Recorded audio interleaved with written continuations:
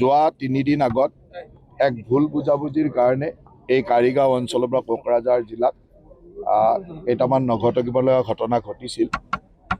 ইতিমধ্যে আমি যোৱা পৰহিও মই আহিছিলোঁ। ইয়াৰ সকলো দল সংগঠনৰ লগত আলোচনা কৰি এক শান্তিৰ পৰিৱেশ বা স্থানীয় ৰাইজেও এক সহায় সহযোগিতাৰে শান্তিৰ পৰিৱেশ আহিলে, এটা সুন্দৰ পৰিৱেশলৈ, স্বাভাৱিক পৰিৱেশলৈ আমাৰ ঘূৰি আহিলে।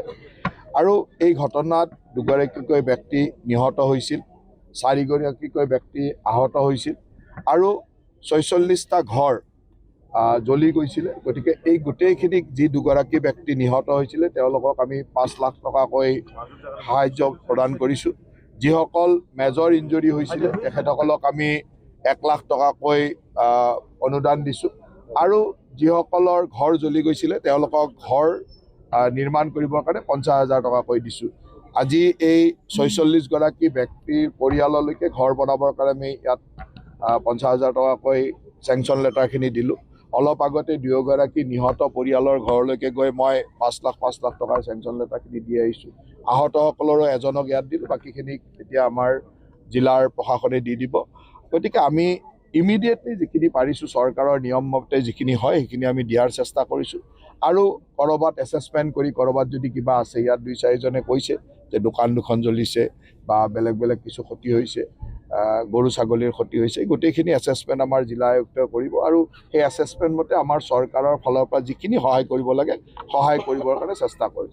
তাৰ লগে লগে মই BTCৰ বিশেষকৈ কোকৰাঝাৰবাসী ৰাইজক বিশেষভাৱে ধন্যবাদ দিছোঁ যে সকলোৰে সহযোগত এটা সুন্দৰ স্বাভাৱিক পৰিৱেশ আহিলে।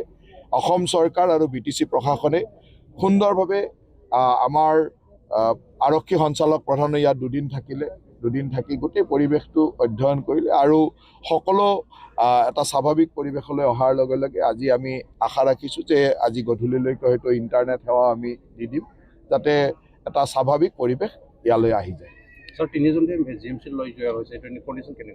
এতিয়ালৈকে আগতকৈ যথেষ্ট ভাল হৈছে, ষ্টেবল হৈছে, আগতকৈ আৰু বেটাৰ হৈছে।